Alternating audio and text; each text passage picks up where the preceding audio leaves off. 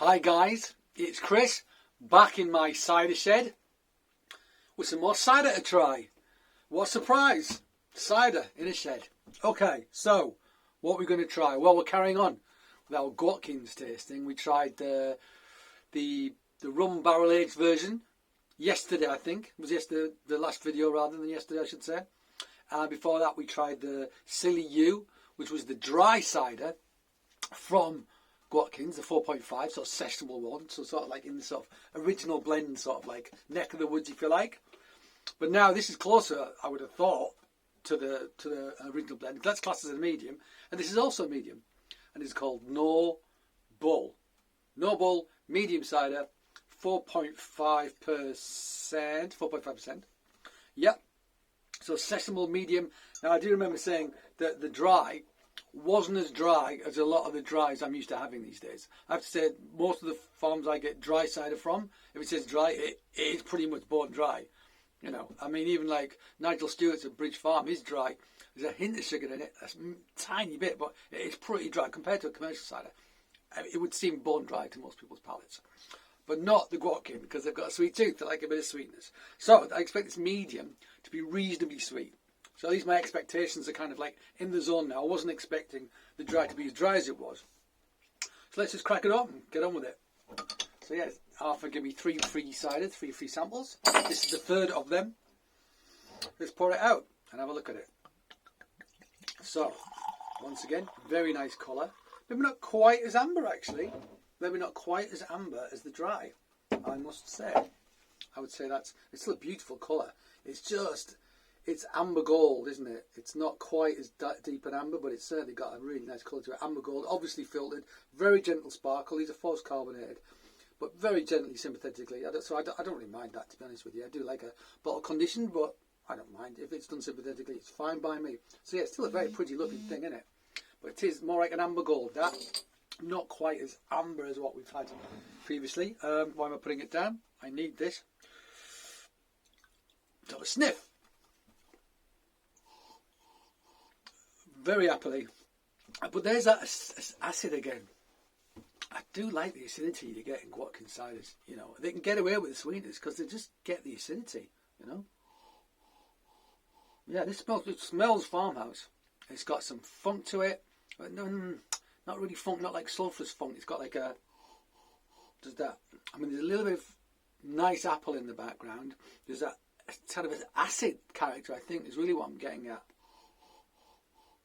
Yeah, it's characterful. It's quite delicate, but it certainly doesn't smell commercial. It smells like there's been microorganisms and things going on here that wouldn't normally get, you know, and some processes going on that you wouldn't get in commercial cider. So I would say like more acid varietals, malolactic fermentation to get that acidity in there. Not acetic though. Not acetic. Not really. I'm going to say it is. Don't think it is, but yeah. Nice apple character in the background, though. Ripe round apple character in the background. Okay, let's try it.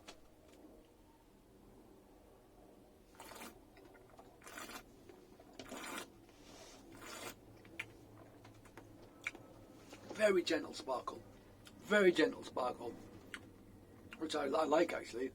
It's just enough. It's just enough to give you that kind of spritziness on the palate, but it's really sympathetically done. Low CO2. I mean, force carbonate to a very low level, which is great.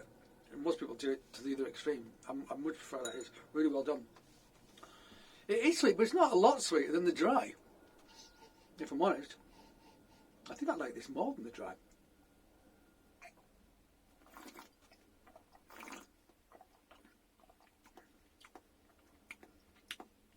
You know what? There's sweetness in there. Well, it's a lovely sweetness. It's not sweet. It's not cloyingly sweet. It's balanced sweetness. Hint of acidity, delicate tannins, soft tannins on the teeth.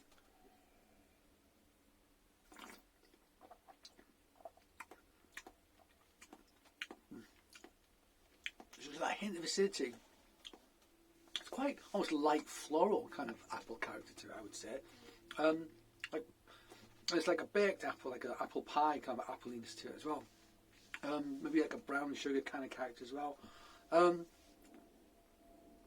Very pleasant. It's very, very pleasant. It's light, it's delicate. I think I'd drink this over the dry, to be honest. You know, this says it's a medium, and actually it is a medium. I thought it was going to be much sweeter than this, and it's not that sweet. It's like a dialed down version of this. It hasn't quite got that lemon lime character you get with the original blend, which I have to say is cracking. It's really good. In fact, so we all, let's just open one. Let's just do it. Let's do it back to back. A child is calling me. I will be back.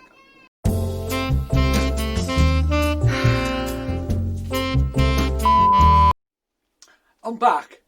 It was an emergency. They needed some boxes to play with. Anyway, I was going to grab an original blend and compare it to this, wasn't I? So let's do that. Let's do that. Let's do that right now. So here we go. Original blend. Similar colour. It's cracking open. This is the first cider that he made, I think, the original blend. But actually, I think, whoa, more sparkling than that, though, isn't it? Look at that. More sparkling than that. But I assume they change the blend every year, depending on the vintage. So, what we've got colour-wise, much more. I mean, look at it, it's actually got a head on it compared to the last one. Very similar in colour. Very similar. Maybe a little bit more of a pinkish hue to this, actually. But again, you know, filtered, bright. Let's swirl it around and give it a sniff. Yeah, there is bolder acidity on this for sure. But just a bit. Just a bit. Yeah, just a tiny bit more. And it's smothering the appliness a little bit, which I know is in there. Okay, but again, this one's delicate. They're both delicate. It's just both 4.5%. Let's give it a go.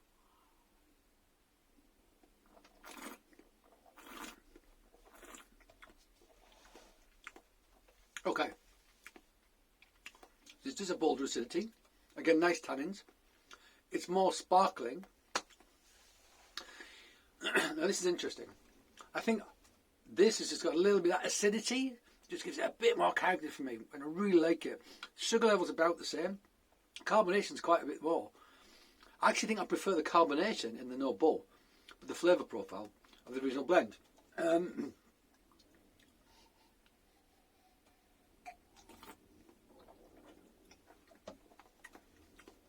I'm not glad to put this now. I'm straight out of the bottle.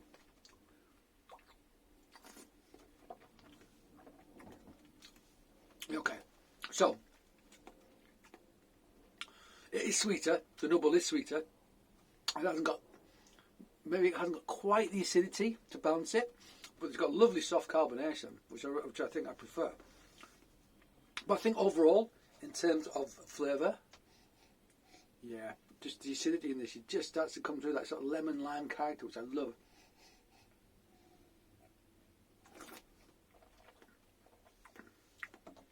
Yeah, it's close. It's a close run thing. It's got slightly more tannin as well, I think.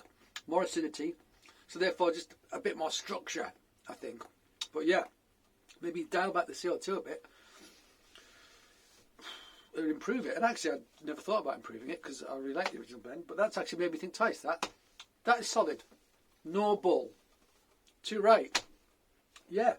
So, both good ciders. Both good ciders. I like this one. I do like it. It's more gentle, more floral, I think. Not quite so fizzy.